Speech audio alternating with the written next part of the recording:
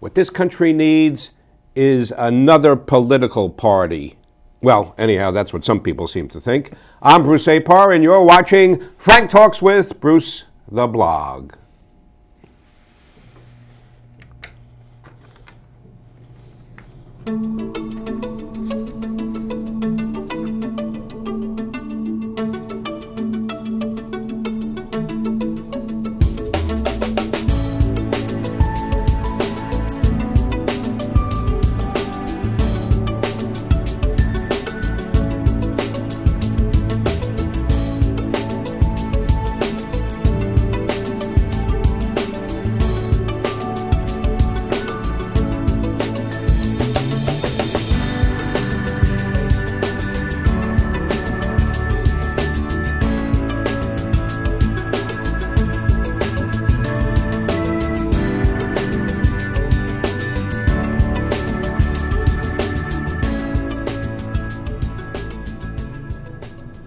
Frank Talks with Bruce the Blog is brought to you by Chase Media Group, which is the publisher of The Penny Saver and also is a provider of multimedia marketing solutions for an omnichannel marketplace. And I thank Carla Chase, Chase Media Group's CEO, and Frank Rich, Chase Media Group's Chief Strategy Officer, for producing the show, executive producing the show. And I have a new identity, which is Apar All Media. And if you go to the website or email me at the email address that you see on the screen, I'll let you know more about it. But now we're talking about Hudson Valley WXYZ. It's not a TV station, even though it sounds like one, but it's basically just a broad range of topics about what's going on in this region that is of interest to you. And I want to remind you that you could see past shows on YouTube by searching for Townlink TV or even searching for Bruce the Blog. And if you're searching for me, I'm here right now, but if you search for Bruce the Blog on YouTube, you'll see all the past shows. And I want to welcome my good friend Mike Sitzer. We're doing something new, actually. We're going to be talking about a lot of things, and we have a lot of topics. We probably won't get to all of them, but Mike and I do a lot of things together, and I thought, hey, why don't we just do those things and talk about all kinds of topics like we do with these cameras, which we're not really paying attention to, or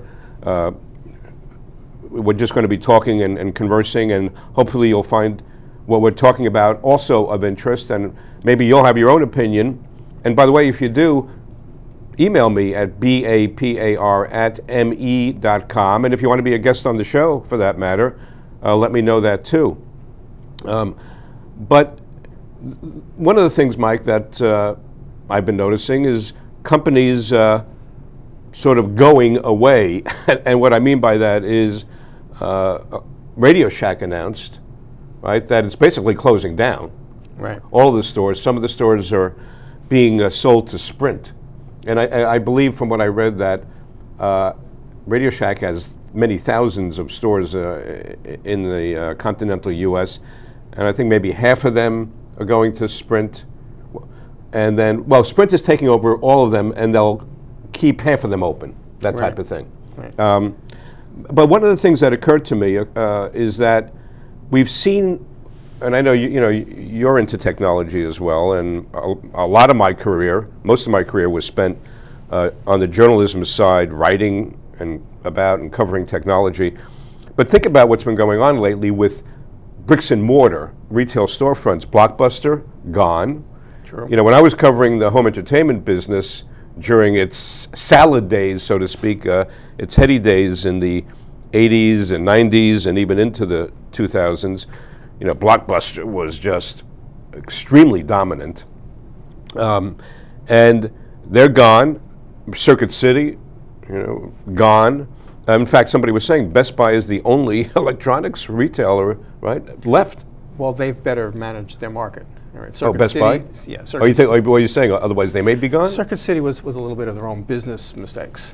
Well, right. Okay. And as a customer, I mean, did you shop there, Circuit City? Yes. As a customer, I had some issues with them. So. Well, as you would with almost any big box. Yeah. Okay. Right. But Circuit City had made some poor decisions. They expanded too rapidly. They got themselves into way too much debt, and it cost them their business. Right. Best Buy, on the other hand, learned from that and are doing everything that they possibly can to constantly, re-envision themselves to be relevant.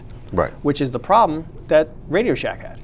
Radio Shack just they have no relevance left. I mean, Radio Shack's claim to fame, as I recall from years past, was you had a battery club. Right. That was their loyalty program, where true. you can go in once a month and get a battery. And they still have it, by the way. Okay, which is great for a very, very small segment of their customer base. No, in fact, I was in a Radio Shack just last weekend at the Westchester. I had to buy a cable for a computer, and I had a Radio Shack card, and I left it in the car. And I said to the young man behind the desk, I said, well, my card's in the car, and I said, but if I did have it, what is it, what am I getting, or what does it get? Well, you get a discount on batteries. And I go, Sam, that's okay. I don't need to go get my card right now for that. I also have a membership with Costco or BJ's, or A&P runs a good sale every once in a while. Right, so. But just what you're saying, that was my immediate take on Radio Shack. And in fact, the publications I ran, we used to cover, electronics and entertainment retailing, so I have more information about that than I need to know it these days. But the thing about Radio Shack, when you talk about relevance, is I'm thinking, and I said this to somebody, if you were to start that kind of a chain today, which sometimes you have to look at things like that, even if you've been in existence as long as they have, would you use the name radio in your brand? Right? I mean, that alone tells that's very like you said, idea, irrelevant. Yeah. Like, and apparently they had reasons never to change it, never to update the name from radio. Well, there is a certain value. I agree, and it's a huge, expensive undertaking for a brand or franchise of that scale to change its name. But I still think it says something like, for the millennials, let's say, I'm going to go to Radio Shack. They've never had any reason to be in there. Right. When was the last time that a millennial built a Heathkit? Right, Heathkit. Yeah, right. Okay. Remember that? There's virtually no reason. Anything else that they want to get in a Radio Shack, they can get elsewhere. Right. And in much nicer surroundings. Right. Okay. And the help is livelier. And while the help in Radio Shack, the help in Radio Shack are very well informed. Right. A lot of them really aren't salespeople. No. Right. They're more geeks. Right. Which they will. I don't mean that derogatorily. They'll tell you that themselves. Exactly. They want to work in Radio Shack because they love all that technology. Right. Apple, Microsoft, they all have geeks. Right. Okay. Yeah. Right. Best Buy have geeks. Right. But they're just not. Best Buy actually has supported. the Geek Squad. Right. They call them. That's the name of it. The Geek Squad. Yeah. And so the other retail transition going on, or I guess proposed, is Office Depot merging with Staples, which they wanted to do about, I think it was like 18 years ago, and the Justice Department shut them down. And now, from what I read, the Justice Department, or at least commentators, are saying, well, the marketplace is different now, and they think there's a good chance they'll approve the merger. Well, when it comes to those businesses, truly, is there a difference? Is there anything different between a Staples or an Office Depot or an Office Max? Right. I mean, combine it. Go ahead. All it's really going to do is, in the long run, probably improve competition. Right. There'll be others that'll come into the business, into that line, or expand into those lines. Right. All right. I mean, there's nothing. There's no difference between the three of them. And what's also significant, going back to, well, whether it's the merging of those two, because they sell computers and a lot of electronics and technology, and Radio Shack, is you have the Apple stores, which are hugely popular. I mean, I was in one also last week at the Westchester, and I mean, it's packed on a weekend. They have the Microsoft stores, and you have Amazon Online, which sells all of that product. And now Amazon aren't they talking about opening even some retail storefronts as well? So I mean, the landscape has really changed. Another company that's, in a manner of speaking, is going, depending on your geographical position, is PepsiCo. They're going away from Somers in northern Westchester. They're leaving their Somers location and consolidating in Purchase, where they're headquartered, right? Well, so, to clarify, right? That it's the Pepsico bottling unit that's right. being integrated elsewhere. Right. So. And so they've been in Somers since, I believe, 80, it's been like 26 years. Like 89 or something. Yeah, right, since something like 19. They've been in Somers, and it's been great for Somers. PepsiCo, that business unit, as you say, pays the town of Somers, which includes school districts, et cetera, $2 million a year in taxes. So, of course, in Somers now, they're talking about, we understand, companies have reasons for moving, and they're dealing with it very well, I feel. The supervisor, Rick Morrissey, is, I think, taking, a very positive, upbeat position, not that any other position is going to change Pepsi's mind anyhow, but Sure. But again, you want to convey to the electorate, to your constituency, things are okay. There's no panic here. Right. I mean, Pepsi has been straightforward on all of this, on their Right. plans. They said that they would only guarantee to be there for X number of years, and they're living to that to the letter. Right. They've been excellent neighbors, or Yes. within the town.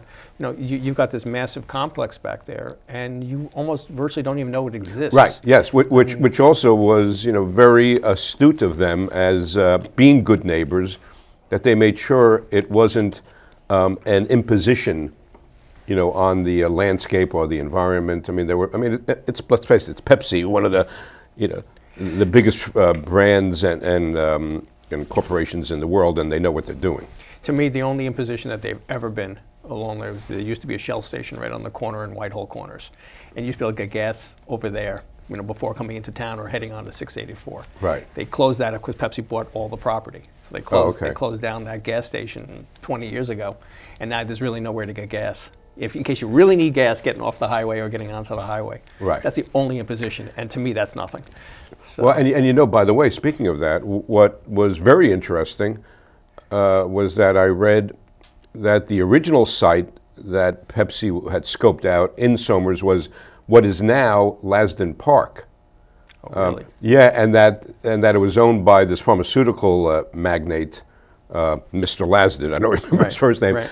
And it was an estate. It was his estate, and that his wife basically nixed it. She said that we're not going to sell our estate to a corporation. I guess she wanted it to become what it is now, which as what far was as physical location, though, Right. the Pepsi property where it is now, I think is light years better than sending Right. all that traffic down Well, 35 right, through yes. the intersections and all. No, where they are has been beautiful.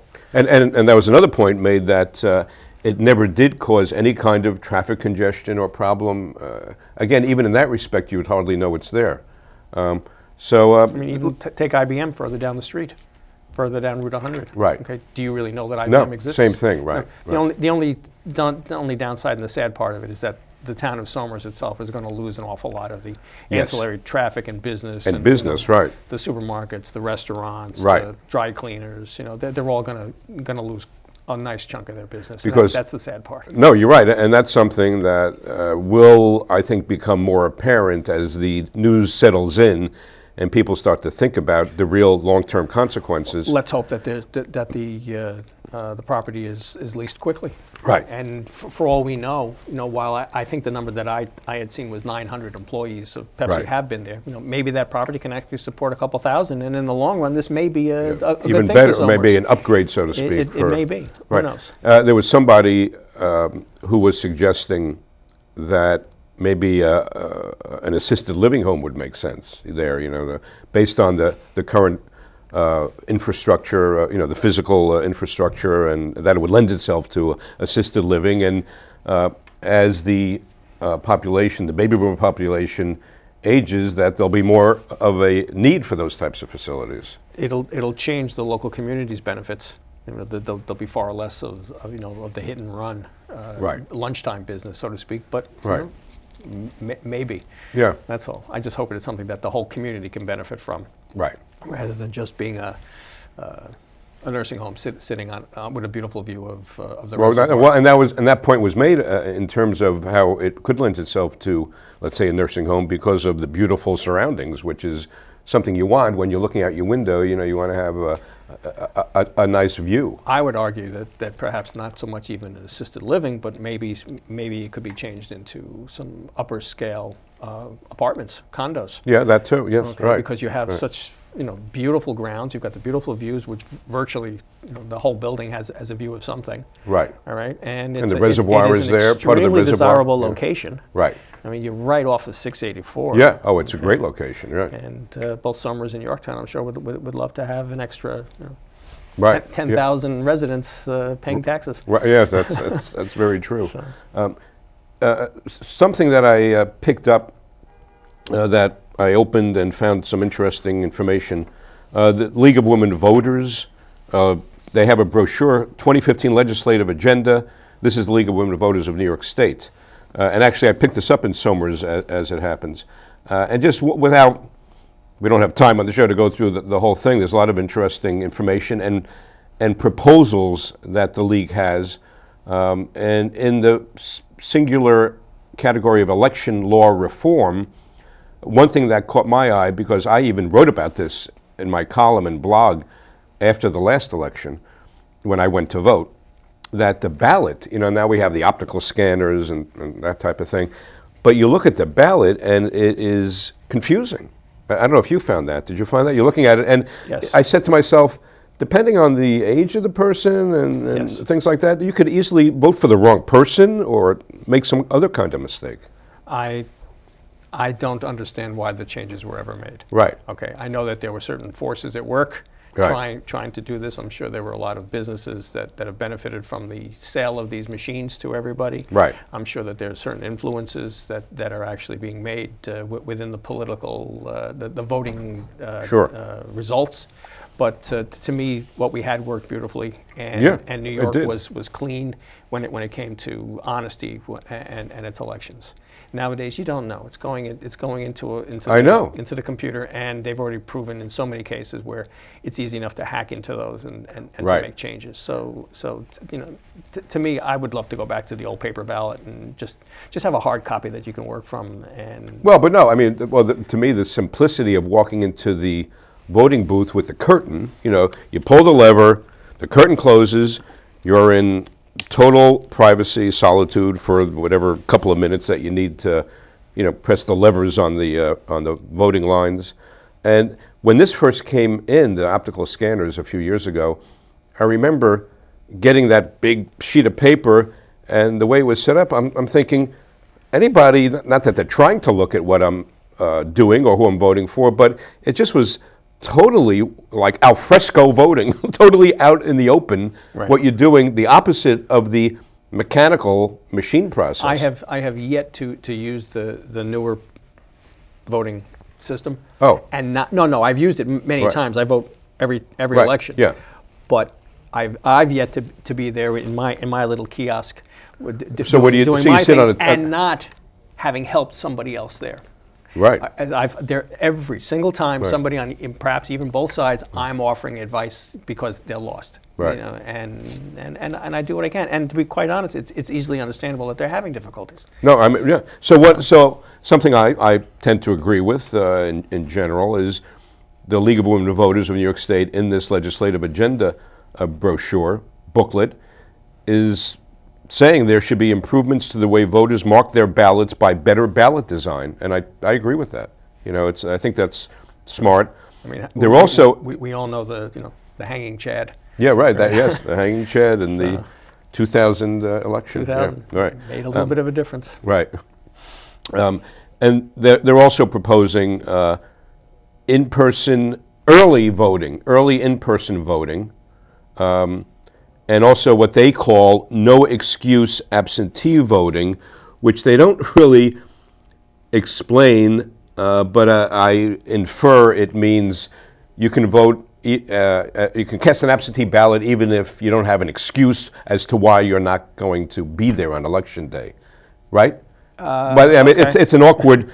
It's an awkward locution they're using, no excuse absentee. But I think that's what they must mean, is that you don't have to have a doctor's note, so to speak, to vote as an absentee. The other option, as you said, was an open early election. to allow you to come in, over the course of a month. Which some states do, beforehand. right? Some states are doing that. So do it, as long as it's manned, as long as there's somebody there to check Right. your credentials in order to do it, that's fine. Right. People shouldn't have any objections. Excuse me. It's only when you get down to the politics side of it that objections begin to arise. Right. And you don't want certain constituents, making it easier for certain groups to be able to vote, which is criminal in my mind. And it seems to me what should be indisputable is that the various procedures that they're talking about, state laws on elections and things like that, should all point towards trying to get as many people to vote as possible.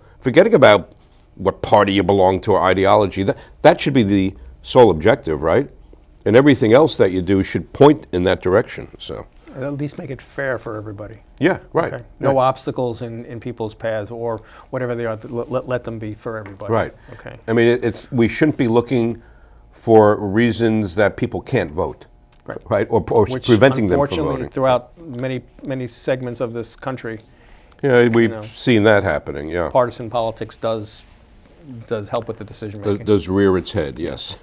So that's the election law reforms, some of them that the League of Women Voters are talking about. Then, to segue into another reform topic, I got an email just a couple of days ago, in mid-February, just to position it on the calendar, mid-February, from the office of the Westchester County Executive, Rob Astorino, as the announcement says, basically a press release, statement from Rob Astorino on establishment of the Reform Party. And it's a very concise statement, one paragraph. And in the statement, Rob Astorino, the Westchester County Executive, is saying, today is a good day for reformers in New York. The establishment of the Reform Party will be another force in the fight to enact desperately needed changes in New York. Among them, actually chief among them, repealing Common Core and enacting term limits for legislators. So now term limits, I guess that would be a reform where none exists now, and if you add term limits, that's reforming the system. But with Common Core, which needless to say is a lightning rod topic these days, isn't Common Core education reform? And yet they're saying they're against it, against Common Core, or want to actually, more than being against it, they want to repeal it. So they want to undo it. And so my question is, well then what is your idea for education reform if you're the Reform Party?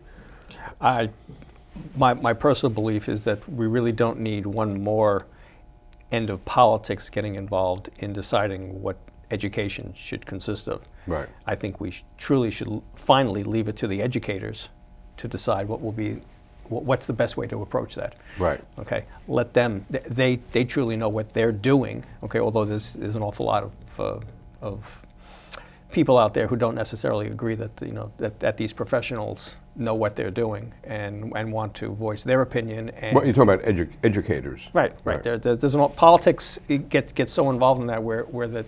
It's, well, we need to beat on the teachers' union, or the teachers themselves aren't working based on contract and whatnot. They're working with what they've been given to work with. They work within the boundaries of what the state has and the federal government have lined up for them. All right.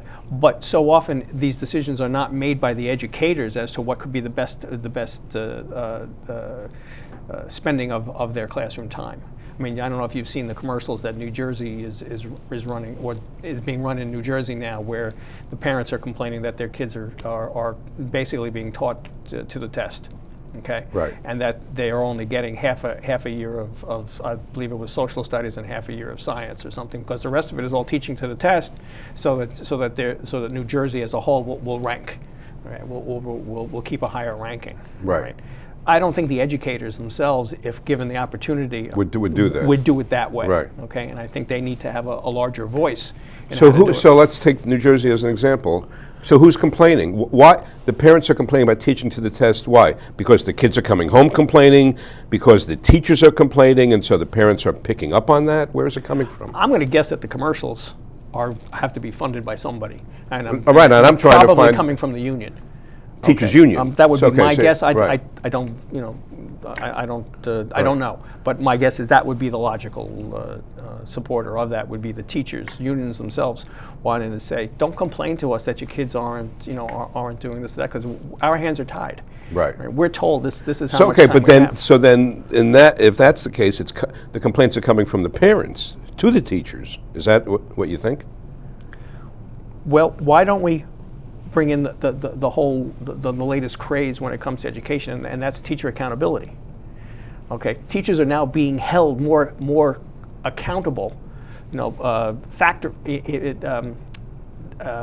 by numbers. You mean with the evaluation system they're thank proposing? You, yes, right. they're evaluated much more stringently now, and they're saying don't look at us this way, okay? You know, you cannot expect us to be able to give a solid education and spend a third of our time teaching to that test, which is the only way that I'm being evaluated. Well, not the only way, but it's one of the components of my evaluation, all right? And don't complain that your kids aren't doing well in college, all right, or are going to fall short, you know, throughout their lifespans. Right. They're not well educated. But so all the things they did well on that test. But you know something, all the things we're saying, and I know you know you're really knowledgeable, and I appreciate your insights, because I know you've been very active on the with the Lakeland Education Foundation, and were you on the Board of Ed too, or no? In Lakeland, you haven't been. I ran, but I. Right, it didn't work out. Well, that's their loss, Mike. And I mean it. I'm not even being facetious. But everything you're saying is that whether it's the educators, the parents, the politicians, are not happy about something regarding education these days. So shouldn't there be some reform in the offing?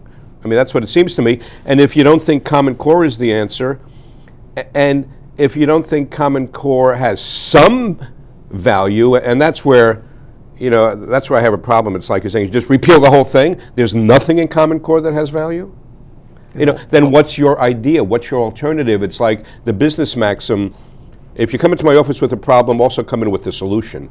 So the politicians, and I like Rob Astorino a lot. I think he's done a very good job. But if you're saying Common Core isn't the answer, then what is the answer? You know, it's too easy to say.